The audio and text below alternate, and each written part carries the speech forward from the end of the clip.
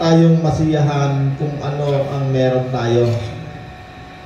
Yung meron lang tayong malusog na katawan, ba hindi mo pa nasisiyahan yan?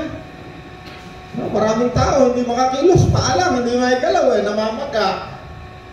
Ito nga si Nanay Pachi, kalayo-layo, napunta dito para tayo ay magpuri sa Panginoon.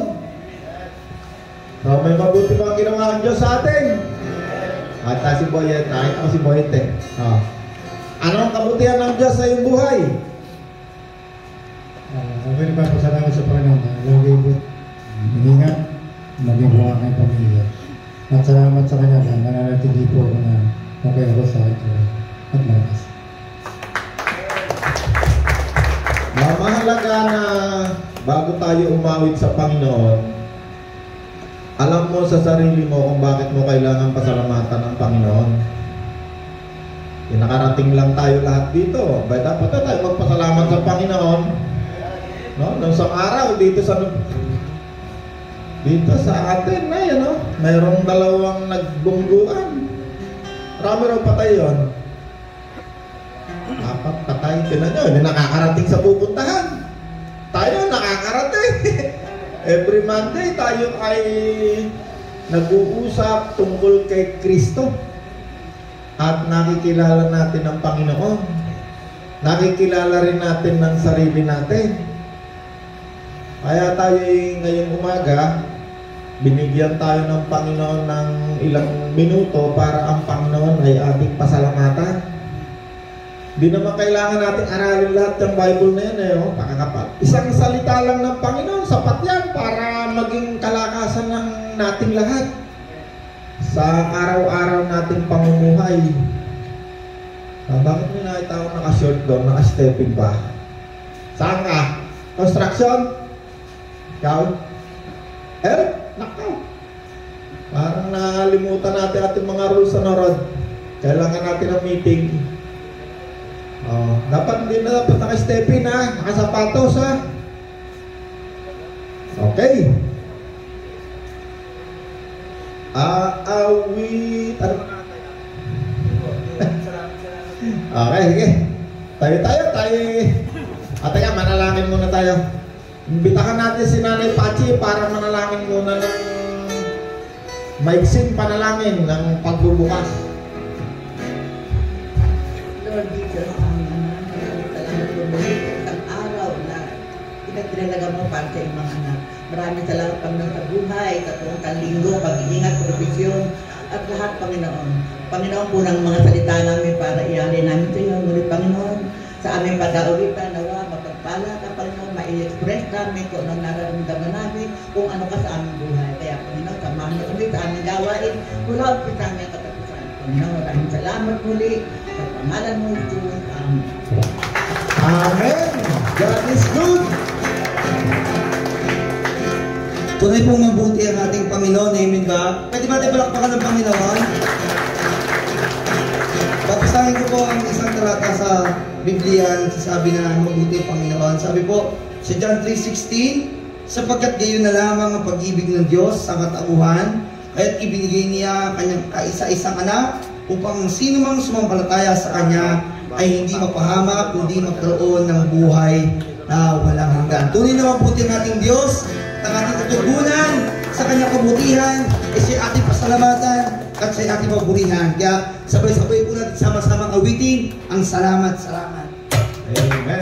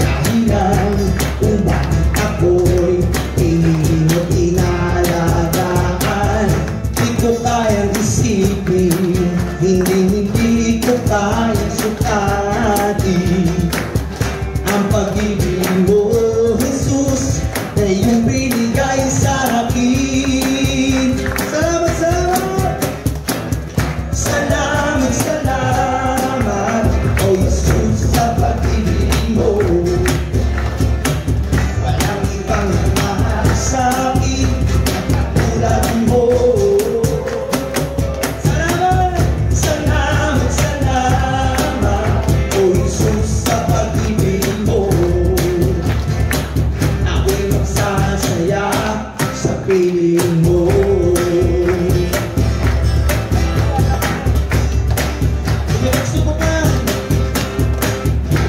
May pagsubukan o tatikitan, ako ay nailalating ka. Ikaw Jesus ang aking sandigan, hindi mo ko pababayaan. Di ko kayang isipin, hindi ko kayang sukatin ang pag-ibig mo, Jesus, na iyong binigay sa akin. Salamat, salamat, O Jesus, sa pag-ibig mo. Walang iba, Panginoon, walang ibang nagmahal sa akin na katulad mo. Salamat, salamat, salamat, salamat, O Jesus, sa pag-ibig mo. Ako'y magsasaya sa piling mo. Buhay ko na purihin ka, Panginoon. Buhay ko na purihin ka. Buhay ko na ang sa'yo'y sumamba. Wala nang ibang nanaisin pa, hindi pa salamat. Buhay ko na purihin ka. Buhay ko na purihin ka. Buhay ko na ang sa'yo'y sumamba. Wala nang ibang nanaisin pa, hindi pa salamatan ka. Salamat, salamat, O Jesus, sa pag-ibig mo. Walang iba, Panginoon, walang ibang nagmahal sa akin na katulad mo. Salamat, salamat, salamat, O Jesus, sa pag-ibig mo. Ako'y magsasaya, ako'y magsasaya sa piling mo. Muli sabi sa Panginoon, salamat, salamat. Salamat, salamat, O Jesus, sa pag-ibig mo. Walang iba nagmahal sa akin na katulad mo. Salamat, salamat, O Jesus, sa pag-ibig mo. Ako'y magsasaya sa piling mo. Palakpakan natin ang Panginoon. Alam mo, napakaganda ng awit natin eh, no? Salamat, salamat, O Jesus, sa pag-ibig mo. No? Napakasimpleng mga kanta. Pero alam nyo ba, yan ay napakamakapangyarihan. Alam nyo, ang Panginoon gumagawa ng mga himala, nagpapakain ng libo-libo sa pamamagitan lang ng pagpapasalamat. No? Ilang beses ang Panginoon nagpapakain, 4,000, yung isa 5,000. Hindi kunulang. Nakakaipon pa sila ng ilang bakol, no? Kain. Hindi nagmamagic ang Panginoon. Sasabihin lang na, salamat, salamat. Pagbaba ng gano'n, pusa nang dumadami. Alam niyo ako, buhay ko, lahat ng bagay, salamat, Panginoon, salamat. Minsan kahit ako'y matalisod, salamat, Panginoon, wala sugat. Salamat, Panginoon, kahit masakitan ko, salamat, Panginoon, nakakagalaw pa. O maya-maya, may hikma lagi na. Alam niyo bakit tayo every Monday nandito tayo? Para matuto tayong pasalamat. Matuto tayong masiyahan kung anong meron tayo. Kasi sinabi ni Apostol Pablo, matuto tayong masiyahan. No? Kasi hindi lahat ng bagay pare-par. Nakakita tayo ng mayaman, si Henry C. Nako, may aeroplano, may ganito, may kotse. Sabi ng Panginoon, huwag mong nanasain ang mga bagay na nakikita mo.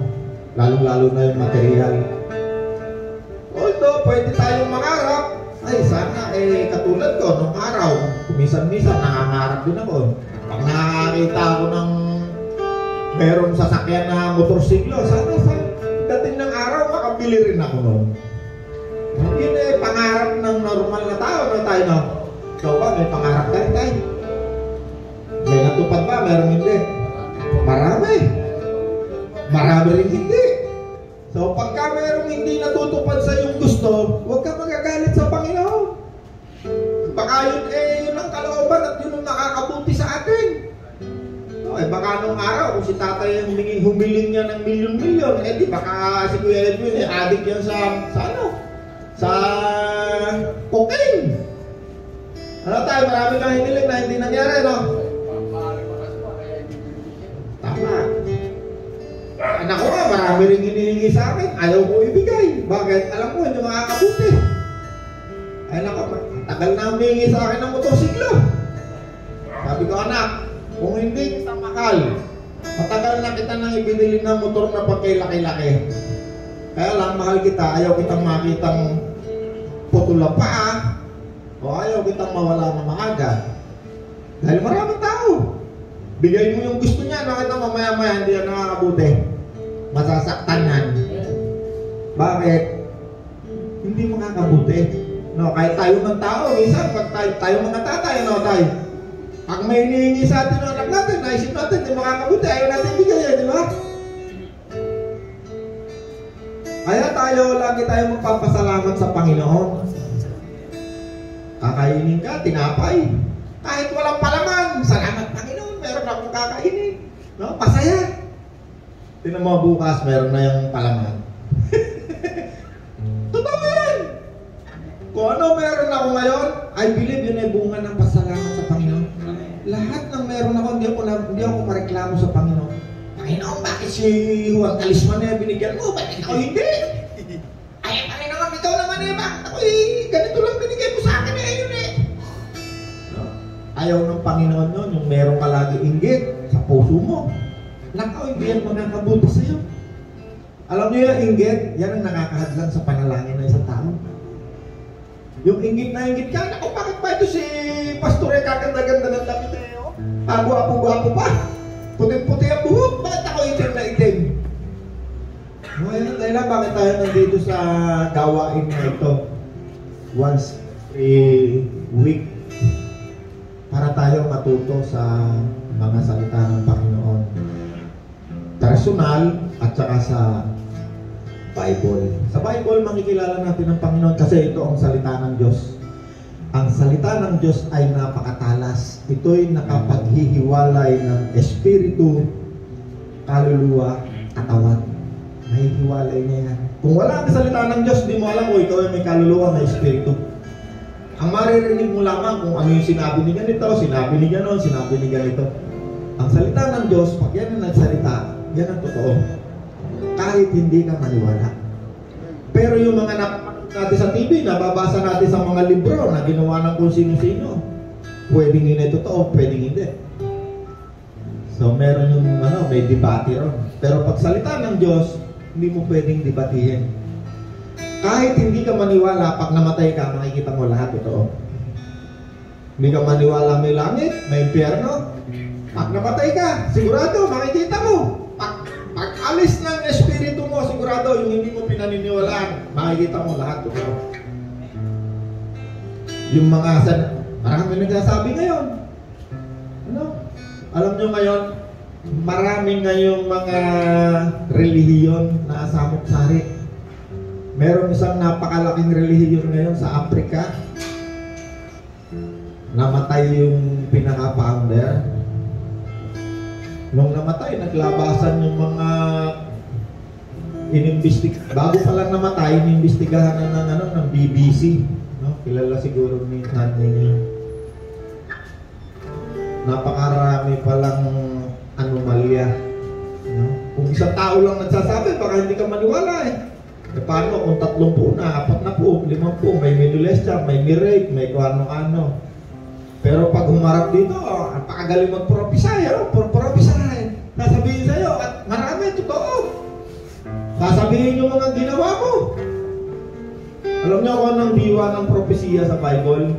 Ang diwa ng pag-prophesy sa Bible ay ang magpapahayag tungkol kay Kristo. Yun ang talagang sinasabi sa magpo-prophesy, hindi yun. Ikaw, Pachi, ikaw isang araw, magkakaroon ka ng magandang asawa. Pogi, mayak. May awitin pa tayo. Isa pa. Salamat, salamat, O Jesus, sa pag-ibig mo. Walang ibang nagmahal sa akin,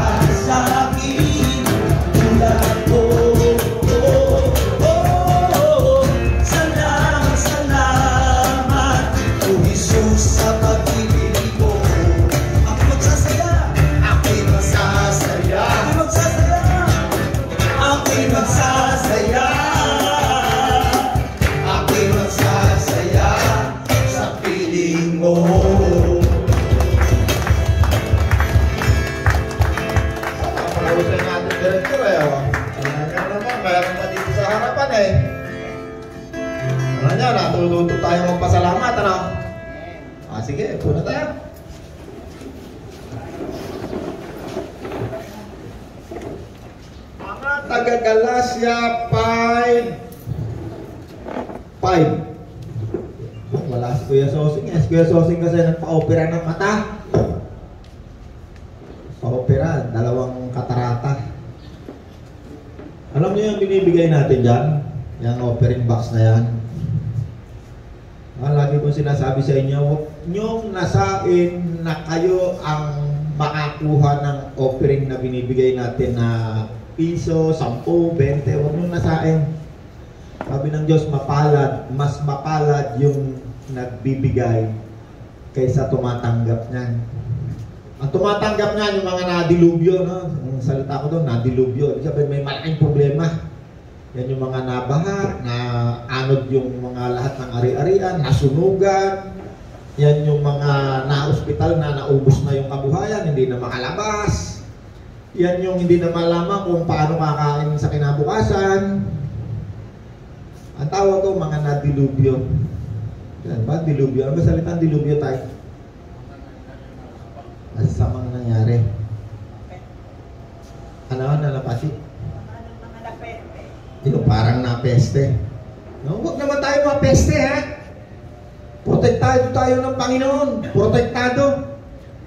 Salitang peste, Nanay Pachi, ano ba yung peste? Sa hayop yun eh. Yung namamatay, nalalaglag na manok. Yun ang alam ko eh. Dinadaanan ng peste. Ililipol. Pero alam niyo ba sabi ng Panginoon? Nung panahon na doon sa Egypt ay nagkaroon ng peste. Peste ng tao, ha? Sa Egypto, nung ang mga Israelita ay alipin sa Egypt, lalabas sila. Yun yung pinakahuling plagues. Plagues sa English yun eh. Plagues yung salot. Sabi ng anghel sa mga Israelita, pahiran ninyo ng dugo ang mga hamba ng inyong pintuan. Dahil pagdaan diyan ng anghel ng kamatayan, sabi niya, lalagpasan niya ang bahay niyo. Alam nyo ngayon, sa mga oras na to, lahat ng taong tumanggap kay Kristo ay pinahiran ni Kristo ng kanyang dugo. Kaya yung peste, dinadaan yan sa totoong taong tumanggap kay Kristo. Hindi nadaan. Bakit? Pinahiran tayo ng dugo ni Kristo. Ang Espiritu Santo, yan ay simbolo. Ang dugo ni Kristo ay simbolo ng Espiritu ni Kristo. Ibig sabihin, ikaw ay pinahiran. Ang Espiritu niya ay nandyan. Ang dugo ay buhay. Pag walang dugo si Nanay Pachi, ay nako, mamumuti yan. Bakit? Sapagkat ang buhay ng pisikal na katawan nasa dugo. Ang spiritual nating katawan, ang buhay nasa dugo rin, na kay Kristo. Si Kristo ang buhay. Sabi ni Kristo, I am the life. Pag wala sa iyo si Kristo, sabi niya, wala ang buhay. Amen? Rod, pakibasa. Mga taga-Galasya 5:5. Ngunit kami umaasa na kami magiging matuwid sa pamamagitan ng pananampalataya. Hold on, dadala. Ngunit kami ay umaasa na magiging matuwid sa pamamagitan ng pananampalataya. Hey. Yung sa English, yung salitang matuwid, righteous, no, righteousness. Sabi ni Apostol Pablo, ngunit kami ay umaasa na magiging matuwid o righteous katulad ni Abraham sa pamamagitan ng pananampalataya. Paano ba tayo magiging mananampalataya? Ano ba ang meaning ng pananampalataya? Ang pananampalataya, Rod, anong meaning nun? Sa Bible tayo, sa Bible. Kasi maraming meaning yan sa dictionary o sa ano. Pero magtitingnan natin Bible kasi pag sa dictionary tayo tumingin o kaya doon sa Google, marami yung meaning pero karamihan wala sa Bible na yung makikita. So kaya lagi nating reference Bible. Kasi ang Bible yan ang ultimate truth. Yan ang huwes.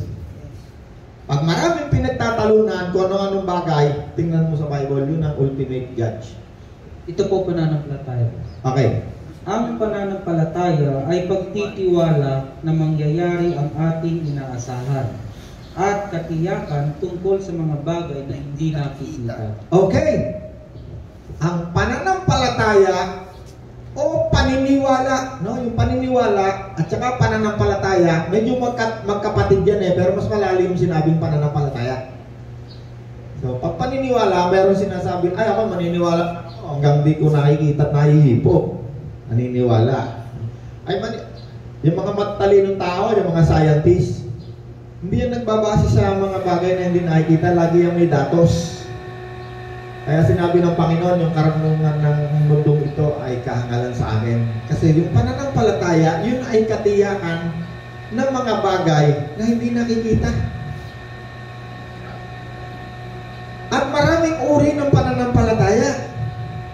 Pero ang tunay na pananampalataya ay dumarating sa isang tao kapag siya ay nakarinig ng mabuting balita tungkol kay Kristo.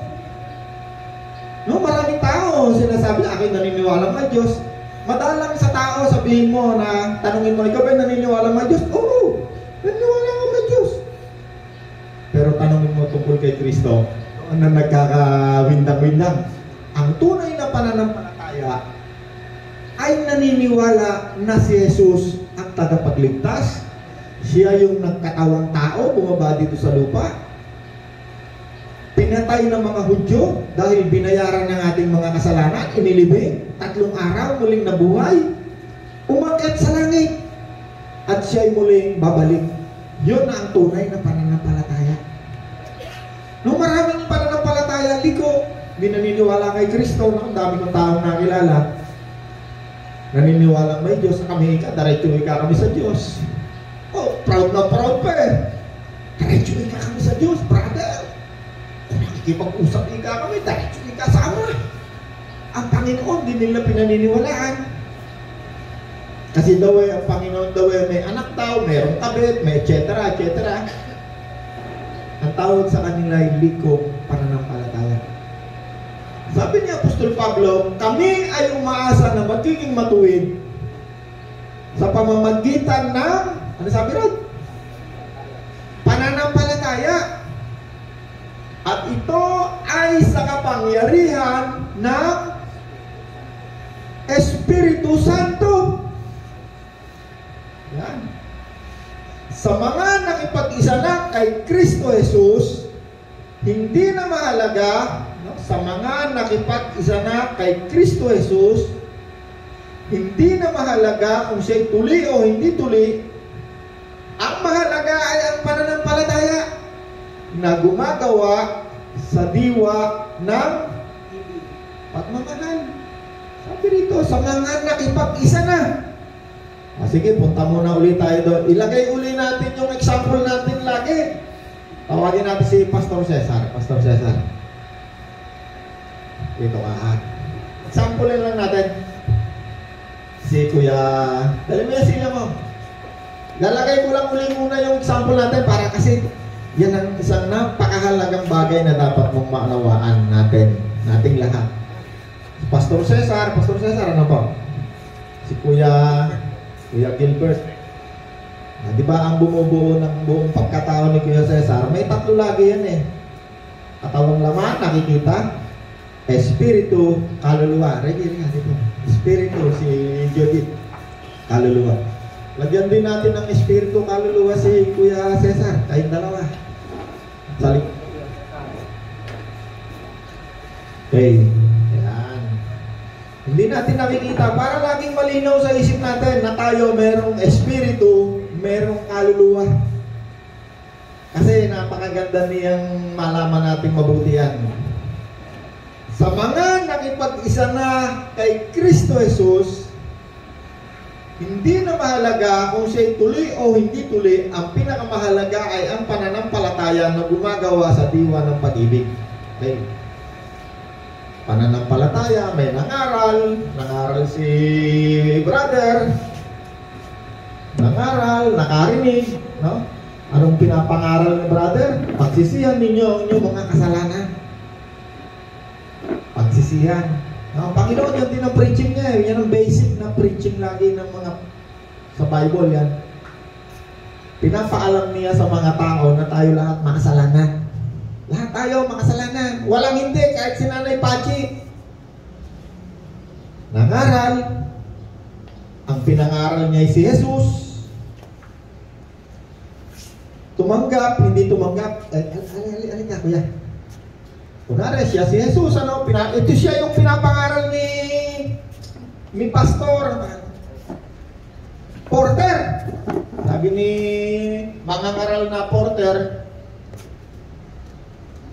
pagsisihan ninyo at talikuran ng inyong mga kasalanan, sapagkat lahat ng tatanggap kay Kristo, no?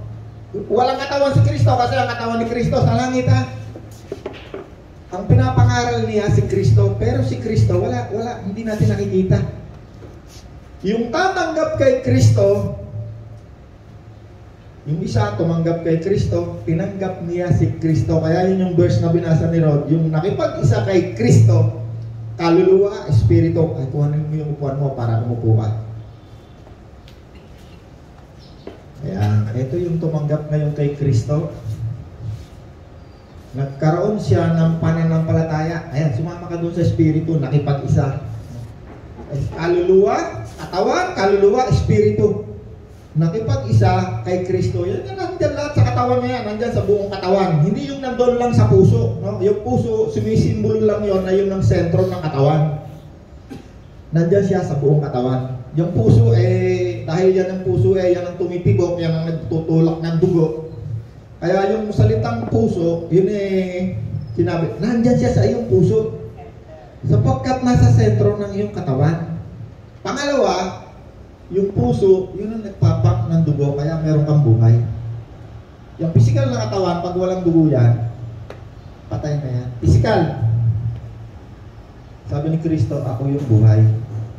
Okay. May nangaral. Anong pinangaral? Si Kristo, ha? Hindi ang pinangaral niya si Buddha, ang daming nangangaral eh. Iba-iba pinapangaral. Iba-iba.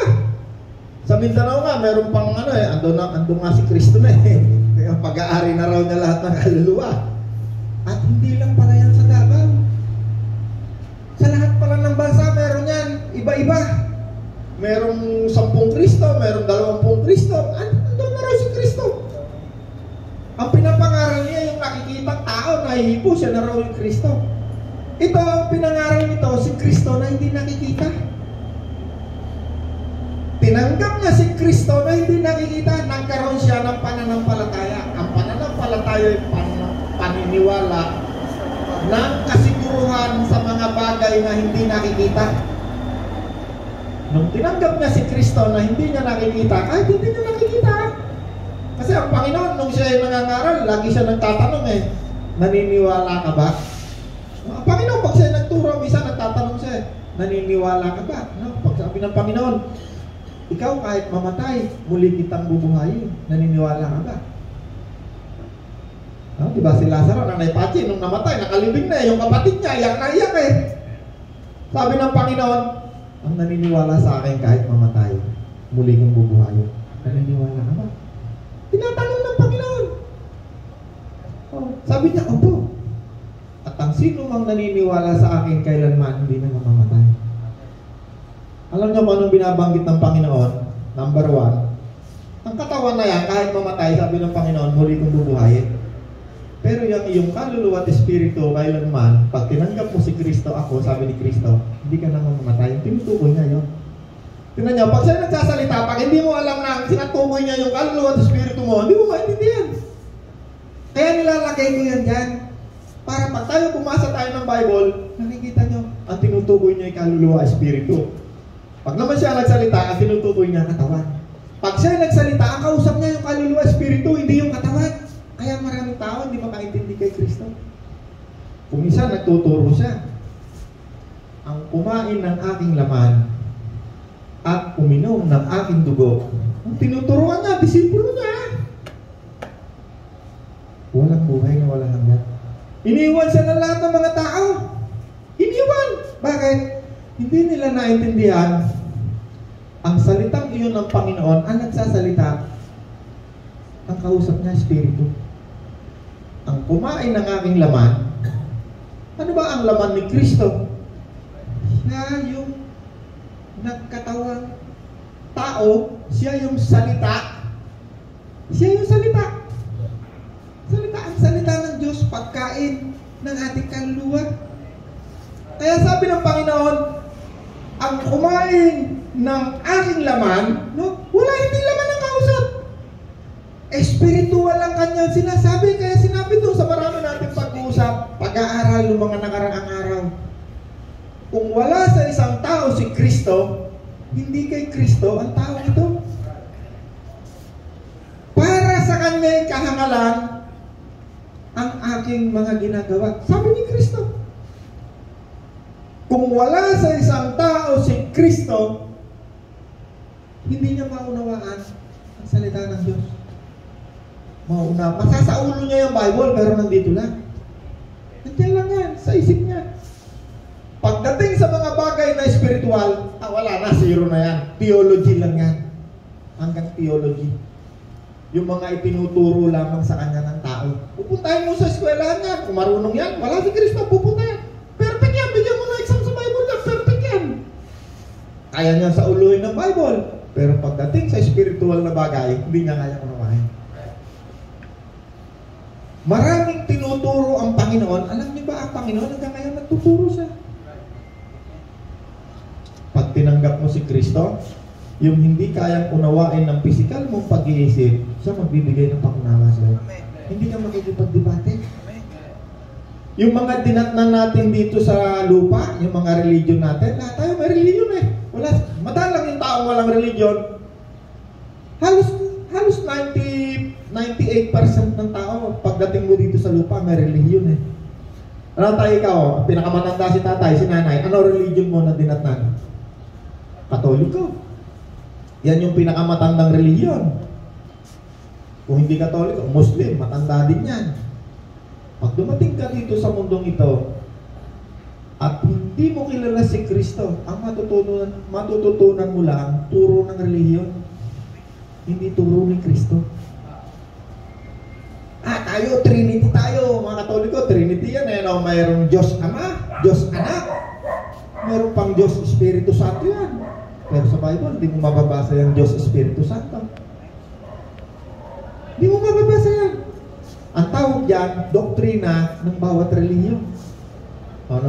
Meron tayong umaatin dito pastor, si Pastor Noel. Ang religion niya, ang tawag, oneness. Oneness. Ano yung Pachi?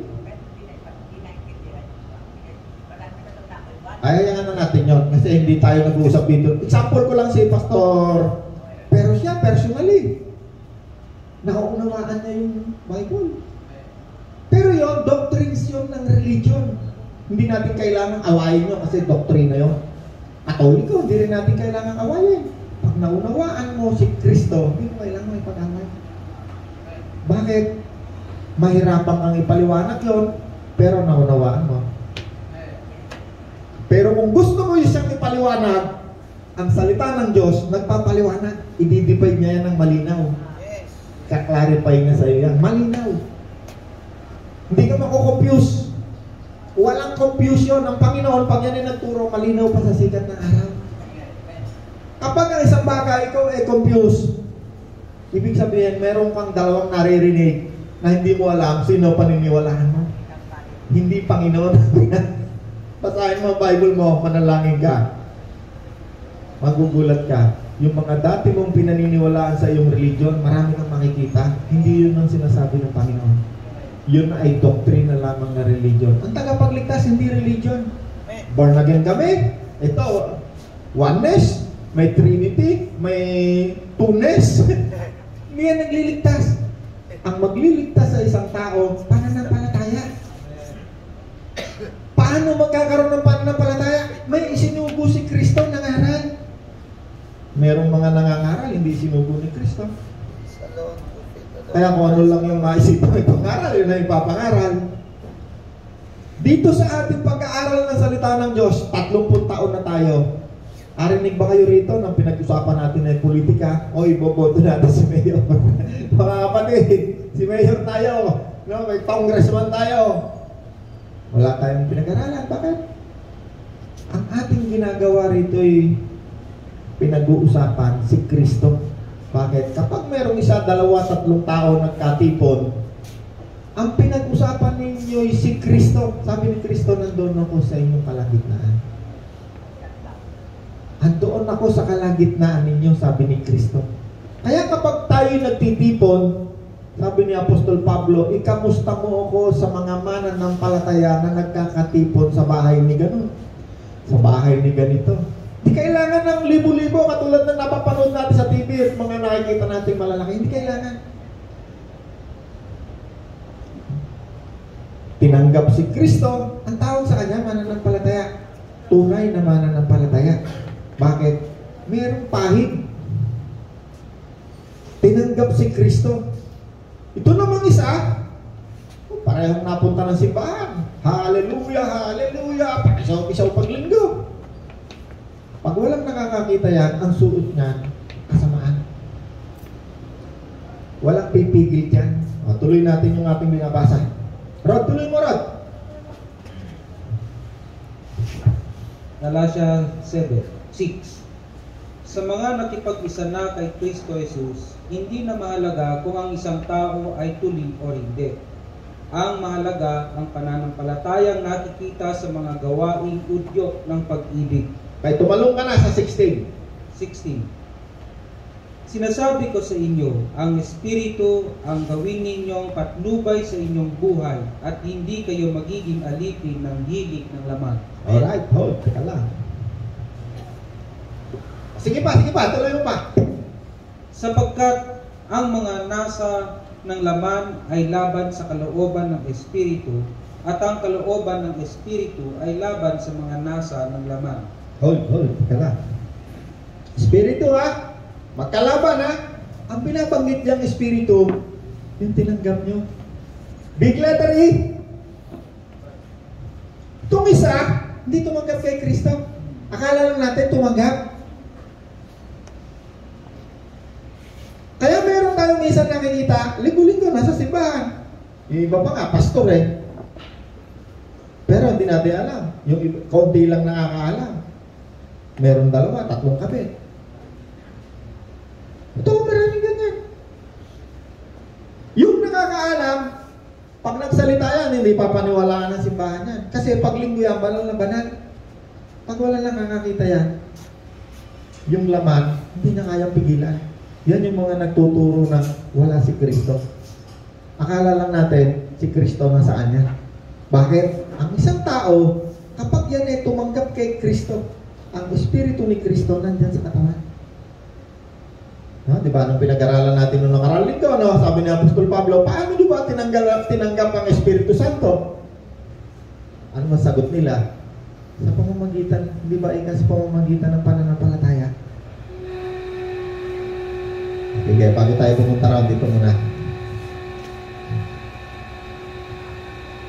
16 Rod, ulitin mo. Sinasabi ko sa inyo, ang Espiritu ang gawin ninyong patnubay sa inyong buhay at hindi kayo magiging alipin ng hilig ng laman. Alright. Ngayon, tumanggap kay Kristo, sabi ni Apostol Pablo, ulit. Sinasabi ko sa iyo, ang Espiritu, malaking E. Ang Espiritu Santo, no, nilagyan lang natin yan ng pangalan eh, no? Lagi ko sinasabi, ang Espiritu na narito sa mundong ito, 2 klase lang. Pag hindi yan evil, good, santo, saint, santo, holy, mabuti. Yung salitang Diyos, Espiritu Santo, yan ay inilagay lamang ng doktrina ng relihiyon. Yung Espiritu na tinanggap mo, pag bumalik ka sa Genesis, ang Espiritu ng Diyos nandun, sila lumikha eh. Lahat ng mga propeta na ginamit ng Diyos, ang kasama nila is Espiritu ng Diyos. Si David mismo, sinasabi niya, huwag mo pong alisin sa akin ang banal mong Espiritu. Alam nila, Espiritu na yon ay holy. Yung salita, sa Tagalog, banal. Sa Tagalog, mabuti. Pag dumating sa iyo ang Espiritu Santo, tinanggap mo, ikaw ay magiging holy. Pero ang tawag na sa iyo, Santo. Bakit? Nasa iyo na ang Espiritu Santo. Ikaw ay isa ng saints. Ang tingin sa iyo ng Diyos, righteous. Righteous. Ikaw ay nagiging matuwid. Yung binasa natin kaninang verse. Dahil sa iyong pananampalataya. Kaya na naging mananampalataya, tinanggap mo si Kristo. Dahil may nangaral, may isinugo. Nangaral ng mabuting balita ni Kristo. Kaya sabi ni Apostol Pablo, hindi mo ba alam, ang iyong katawan ay tirahan ng Espiritong mabuti. Ang Espiritu ng Diyos at ang Espiritu ng Panginoon, yan ay laging meron niyang identification. Anong uri ng Espiritu sila? Mabuti, holy, banal. Pag hindi ang evil, holy, banal. Ang Espiritu ni Kristo, Espiritu ng Diyos, lagi yung holy, mabuti. Ang diablo, pag yan ay dumating, evil. Ang gagawin niyan sa iyo, kasamaan. Ang Tagalog sa evil, kasamaan, masama. Pag tinanggap mo si Kristo, nung wala si Kristo sa isang tao, tayo, walang pumipigil na mabuti yan. Ang sarap niyang gumawa ng masama. Tama tayo, no? Lahat tayo ipinanganak sa mundong ito na puno ng kasamaan. Anong sabi? Naparito ang diablo para magnakaw, manakit, mandaya, umatay. Yun dahilan. Kaya naawa ang Diyos sa atin. Nagsugo siya ng mga ngaral at yung tatanggap kay Kristo, ang diablo ngayon, sabi ng salita ng Diyos, wala na siyang lugar sa iyo. No, ang Panginoon, pag nangangaral yan, yung mayroong sinasapian ng Espiritu Santo, magsisigaw yan, ikaw yung anak ng Diyos! No? Pero sabi ng Panginoon, wala kang bahagi sa gawain ng Diyos. Pinipigilan niya. Si Apostol Pablo, ganun din. Yung mga may sapi ng evil spirit, minsan yung mga manghuhula sa kalye, naglalakad lang sila, biglang magsisigaw, yan yung banal ng Diyos, ikaw ang banal ng Diyos. Sabi ni Apostol Pablo, tumigil ka, lumayas ka, espiritu ng demonyo. Ayun, hindi na siya makapanghula. Nagalit yung handler. Si Kristo, kapag dumating sa iyo, siya'y liwanag, siya'y magpapaliwanag. Kung dati si Kuya Cesar, minanakawan ng diablo, sigarilyo, 10 pesos ang araw, beer, o kaya 4 kantos, may babae pa yan, lagi may regalo yan. Ganyang paraan paano tayo ninanakawan ng diablo. Kahit anong basa niyan sa Bible, hindi na maunawaan yan. Bakit? Ang isang taong mananampalataya, ang number 1 requirement niya, yan magpapasya, magsisisi. Magsisisi, ibig sabihin, ni-recognize niya na siya yung makasalanan, tinanggap niya si Kristo, nagsisi. Itong isa, nakarinig din ng preaching, no? Kasi si Kristo, marami siyang pangako bibigyan kita ng buhay na walang hanggan. Bibigyan kita ng buhay na masagana. No? Sa New Testament, yan ang pangako ng Panginoon Naparito ako, sabi ni Jesus, para ikaw ay bigyan ko ng buhay na masagana. Itong isa, ang gusto lang buhay na masagana. Ang gusto lang niya, buhay na walang hanggan. Pero, yung pagsisisi, pagtalikod sa kanyang babae, sa kanyang kalaswaan, sa kanyang kung ano-anong kabuktutan na ginagawa na siya'y nagpapasasa, ibig sabihin nagpapasasa yan dito, nagpapasarap sa kasamaan, hindi yan magsisisi. Ayaw. Pero gusto niyang magkaroon, gusto niya yung pangako, buhay na walang hanggan, buhay na masagana. Kasi marami ngayong simbahan, Magiging kang maulat ang buhay mo. Lahat puro, ang pangako, puro mga kasaganap. Preaching ng ng prosperity. Ayan, gusto yan. Pero yung Espiritu Santo, wala sa kanya. Kasi ang Espiritu Santo, ang Espiritu ng Diyos, hindi nakikita. Kaya sabi ng Panginoon, hindi ito matatanggap ng sanlibutan kasi hindi siya nakikita. Subalit siya'y kilala mo. Bakit? Siya'y nasa sayo. Kilala mo siya. Okay? Tingnan natin maigi. Ano magiging role ngayon ng Espiritu Santo na nandiyan sa'yo? Kaya lagi siyang may karugtong na santo kasi Espiritong mabuti. Yan ang kabaligtaran ng evil spirit. Lagi siyang may kabalik. Ang isang salita sa Bible, kahit hindi mo ungkatin yung salitang Hebrew, yung Greek, yung Latin, pag si Kristo kasama mo, basahin yung Bible mo, sigurado maunawalan mo. Hindi mo kailangan humukay ng salita na hindi mo rin naman naintindihan. Ako, ito yung Hebrew niyan, yung Greek niyan. Hebrew, Greek, basahin mo nga lang Hebrew, Greek, hindi mo naman mababasa, hindi naman alphabet yan. Paano mo nalaman? May nag-translate, tinranslate sa inyo. Kakatiyak ka na yung translation ng kung sinong Poncio Pilato yan ngayon. Hindi kaya lalo ka maligaw. Kaya maraming tao, may mga salita lang ng Panginoon dahil inuugat niya sa Hebrew, sa Greek. Hindi siya naniniwala sa salita ng Tagalog na Jesus Kasi yung mas mabaysay kayo.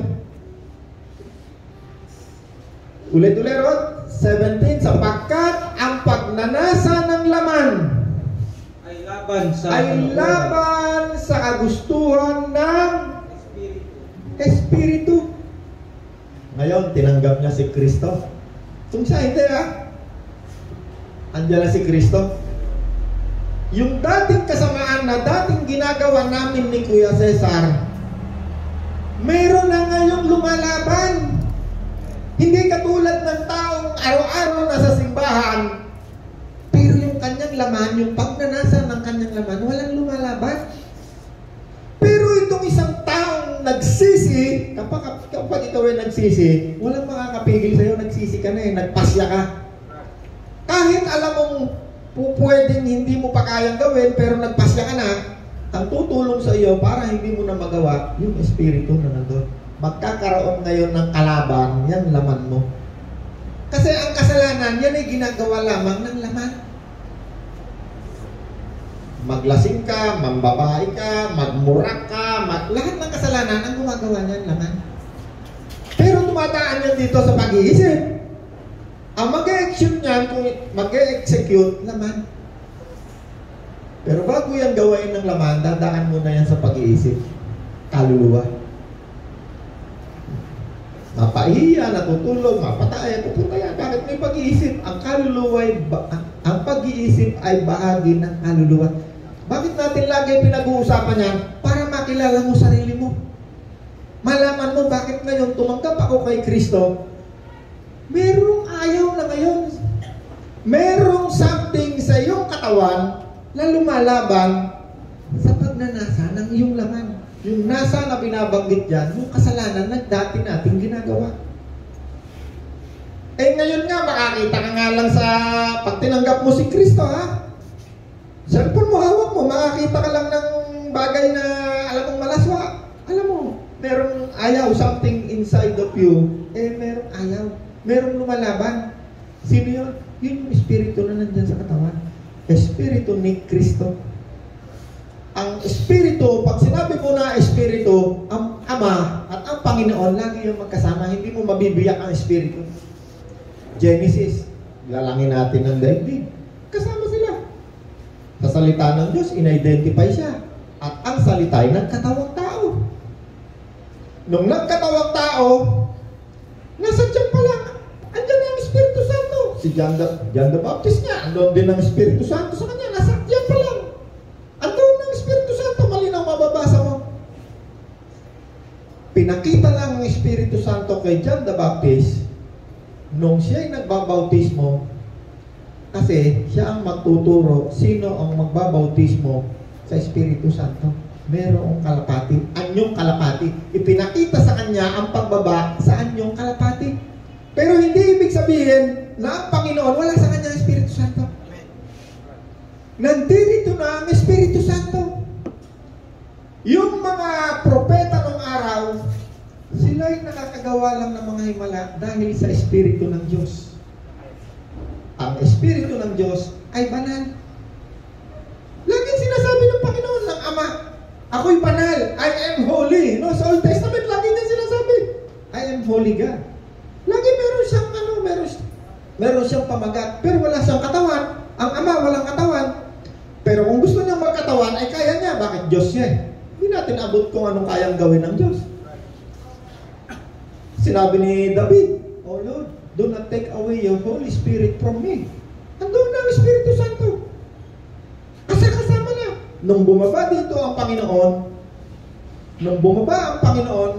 ang unang ipinakita sa mga tao, ang kasama ng Panginoon, Espiritu Santo. Kaya sabi ng Panginoon, ang sino mang nananampalataya, sino mang nagmamahal sa akin, sabi ng Panginoon, kami ng aking Ama ay pupunta at mananahan sa Kanya. Ano yung verse natin nung nakaraang linggo, Rod? Kung wala sa isang tao ang Espiritu ng Diyos na siyang bumuhay kay Kristo, siya rin ang Espiritong bubuhay sa iyong katawan na mamamatay. Ano ba siya, Rod? Sira na computer ko yan eh. No, di ba nakita natin yung verse? Teka, wag muna tayo pumunta, Rod. Tapusin muna natin itong verse na to. 16, sinasabi ko sa inyo, mamuhay kayo ayon sa Espiritu at hindi ninyo pagbibigyan ang pagnanasa ng inyong laman. Pagnanasa, 17, sapagkat ang pagnanasa ng laman ay laban sa mga kagustuhan. Sana ba? Sapagkat ang pagnanasa ng laman ay laban sa kagustuhan ng Espiritu. Ayan na yun, nagkakaroon na ngayon ng kalaban ng laman na yan. Pero ito, walang kalaban na yung hindi tumanggap kay Kristo, walang kalaban, patuloy ang magpapasasa.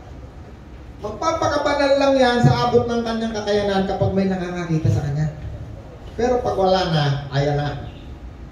Itong isa, ang pagbabago niya ay nanggagaling sa loob.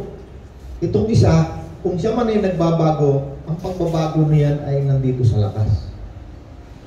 Sa religion ka, may mga panuntunan ng religion. Dapat ay ikaw ay wag magkakolorete, mahaba dapat ang buhok mo kasi yan ang kabanalan. Bawal yung pantalon sa babae. Andyan na lang yung kabanalan niya. Panlabas. Ang magtuturo lang sa kanya ng kabanalan ay yung kanyang naririnig.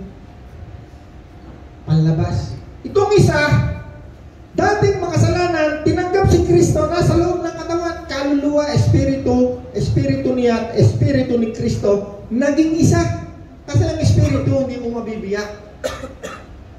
Ang espiritu'y walang, pag sinabi mong espiritu, maaaring ito inahalin tulad sa apoy, inahalin tulad sa maaaring parang usok o parang hangin.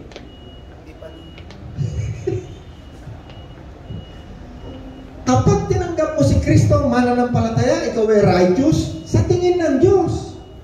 Pero sa tingin ng mga taong kasama mo nung wala si Kristo, mahirap magpatawad ang mga tao. Patay ka na, naaalala pa, kasalanan ng ginawa mo. Nako, yan si Cesar na yan kadami-dami minules na yan. Patay ka na, minumura ka pa. Lalong-lalo na kung marami kang inutangan, hindi yung binayaran. Ay, nako po na ko. May natutunan tayo. Nalalaman niyo kung sino tayo? Sino tayo nung wala si Kristo? Ngayon tumanggap ka kay Kristo? Meron ka ng kalaban. Sinong kalaban mo? Hindi ibig sabihin kaaway na kailangan mo patay. Hindi ibig sabihin gano'n. Kundi ibig sabihin ng kalaban, ayaw na ngayon ng espiritu mo na kasama ng espiritu ni Kristo yung pagnanasa ng kasamaan. Bakit? Yung espiritu tinanggap mo yung espiritu ng kabutihan, holy, magkalaban. Ang espiritu mo na nandyan, nung wala si Kristo, kapag gumagawa yan ng kasamaan, yan ay impluensyado ng espiritu mo na wala ugnayan sa Diyos, na banal, na holy. Kaya kung minsan, yung mga tao, gumagawa siya ng kasamaan. Ako, marami akong ginawa nung araw, pag naiisip-isip ko ngayon, bakit ko ba ginawa yung mga bagay na yun? Ngayon nalalaman ko dahil wala ang Espiritong mabuti sa akin. Impluensyado ako, yung Espiritu ko at kaluluwa ko, impluensyado ng Diyos ng kasamaan na naririto sa mundong ito. Pinanawa kayo? Nakikilala natin sarili natin, di ba? Okay, tuloy pa natin. Sa pag-17, sapagkat ang kagustuhan ng laman, pagnanasa ng laman, ay laban sa kagustuhan ng Espiritu at ang kagustuhan ng Espiritu ay laban sa mga pagnanasa kagustuhan ng iyong laman. Magkalaban ang dalawang ito, kaya napipigilan kayo sa paggawa ng masama nung tinanggap mo si Kristo. No? Kaya napipigilan tayo ngayon sa paggawa ng masama dahil nandito na si Kristo. Itong isa, kahit anong gawin niyang pagpipigil sa katawan niya, hindi niya kaya yan. Doon at doon pa rin uuwi yan. Kung wala si Kristo sa isang tao, magiging banal lang yan sa paningin natin. Itong si pastor itong si bishop kaya banal-banal. Pero ang likod niya, punong-puno ng kabulukan. Bakit? Walang nakikipaglaban sa masamang nasa ng kanyang laman. Kaya kapag ikaw ay tumanggap kay Kristo, ang kailangan mo lang gawin, magpapasya. Sinong lalaban para hindi mo na magawa? Espiritu ni Kristo. Siyang nakikipaglaban. Ay naunawaan tayo? Sigarilyo lang, hindi mo kayang pigilan yan. Kung ikaw ay adik sa sigarilyo, hindi mo yan kaya. Hindi kaya yan ng isang taong mayroong bisyo na magbago sa kanyang sarili. Magiging ano lang yan, New Year's resolution lang mangyayari yan. Bukas makalawa yan, nandyan uli yan. Bakit? Walang nakikipaglaban sa kanya. Sarili lang niya lumalaban. Pero itong isang taong mayroong espiritong mabuti, lahat ng kasamaan, lalabanan niya. Bakit? Mabuti yung nandyan. Kaya ang tawag sa kanya, holy. Yung ginagawa ng laman, dati evil, kasamaan. Yun ang nilalabanan ng espiritu mabuti. May nanawa kayo? Sino tumanggap kay Kristo? Lahat ng tumanggap kay Kristo, yung tunay kahit tayo lahat tumanggap taas natin lahat ang kamay natin. Hindi ko alam kung sino tumanggap sa atin at hindi. Bakit? Hindi nakikita ang Espiritu ni Kristo. Sino ang mga kaalam? Yung may katawan, number 1. Bakit? Malalaman mo, dati kang gumagawa ng masama, ngayon meron nang lumalaban sa iyong katawan. Kung dati ikaw ay lasenggo, ikaw ay magnanakaw, ikaw ay mamamatay tao, nagpapaupa ka ng tao, ngayon, nasa isip mo pa lang, hindi mo pa ginagawa. Nasa kaluluwa pa lang. Yung isip, dyan sinasala yung gagawin ng katawan. Nasa isip mo pa lang, yung espiritu mo, kasama ang espiritu ni Kristo, yan ang magpapaliwanag sa iyong madilim na isip. Kaya ikaw, magiging kang mabuti. Kasi yung nagpapaliwanag sa iyo, yung espiritu mabuti. Amen! Time na naman. May natututunan tayo? Kahit paunti-unti, meron tayong natututunan. Bakit? Lahat ng natututunan mo na yan ang daan papunta sa kaligtasan. Kaya sabi ni Kristo, wala sino man sa inyo makakapagdahilan na hindi nyo narinig ang daan ng kaligtasan. Amen. Pagdating natin sa hukuman ni Kristo, sinabi ni Kristo, lahat kayo haharap sa hukuman ko. Kapag si Kristo kasama mo, paano ang hukuman? Kasama mo si Kristo. Absuelto. Kasi ang iyong Panginoon, si Kristo na huwes. Di ba tayo kung ikaw hinatulan si tatay habang buhay pagkabilanggo. Paano kung ikaw pala walang nakakaalam yung huwes na hahatol meron ka palang relasyon doon. Di ba nga sabihin ng huwes abay mabuti itong tao naniniwala akong ito isang mabuting tao, hindi niya ginawa. Yung si Kristo, siya ang judge.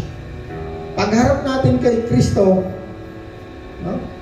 ngayon pa nga lang, sabi ni Kristo, ang lahat ng tumanggap kay Kristo ay inilipat na ng Diyos mula sa kamatayan tungo sa buhay.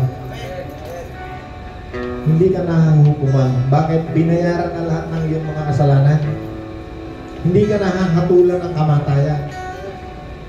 Nagpasya na, nagsisi. Tumalikod na sa kasalanan. At kung tayo man ngayon na nabubuhay, kung misan-misan, nakakagawa pa rin ng kasalanan. Nakakagawa, hindi ko sinabi sa inyo, gumawa tayo ha. Kasi sabi ng Diyos, habang nandito tayo sa lupa, hindi pa ganap ang tagumpay. Magiging ganap lang ang tagumpay niyan kapag ikaw ay napalitan na ng katawang hindi na mamamatay. Hindi ko sinabing gumawa tayo ng kasalanan na dahil nandyan si Kristo ha. Kapag nandyan dyan si Kristo, mahirap nang gumawa ng kasalanan. Ako, pwede kong gawin lahat ng kasalanan na ginagawa ng tao. Pwede ako magkaroon ng number 2, number 3, may pera ko. Pwede akong tumira ng drugs. Pwede akong, lahat ng kasamaan pwede kong gawin. Pwede akong magnakaw. Pero pag gagawin ko, sa isip pa lang, hindi ko pa nagagawin ko pa lang. Meron nang lumalaban. Meron nang nakikipaglaban para sa akin. Sa isip pa lang, may nagpapaliwanag na, naku, wala, pag yan ay ginawa mo, magkakagulo pa yung asawa mo, iwalayan ka, kakalenga-lenga buhay mo. Nagugulat ako, naiisip ko, hindi ko dapat gawin. Bakit? Meron nang pumapatnubay sa aking bawat hakbang. Sino yun? Ang Espiritong mabuti, holy, banal ng Diyos. Sabi ni Kristo, ako ang banal ng Diyos. I am the Holy One of God. Sabi ni Kristo, ako ang banal ng Diyos. May natutunan tayo? Woo! Hira, makakaupo na kayo. Ay, salamat po, Panginoon.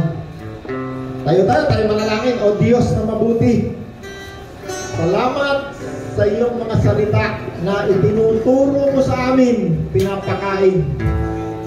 Ikaw po ang aming mainit na tinapay sa umagang ito. Salamat po, patuloy mong paglinawin ang aming pag-iisip, kaluluwa. Samahan mo po kami at gabayan sa mundong ito upang kami ay hindi madaya, masaktan, manakawan ng masamang kaaway namin. Salamat po, ikaw ang aming lakas, ikaw ang aming kapangyarihan, Panginoon, na naririto sa amin. Salamat po, Ama, kami ay iyong anak. Salamat po sa pangalan ni Jesus. Amen. Ikaw ang hari at tagapagligtas, banal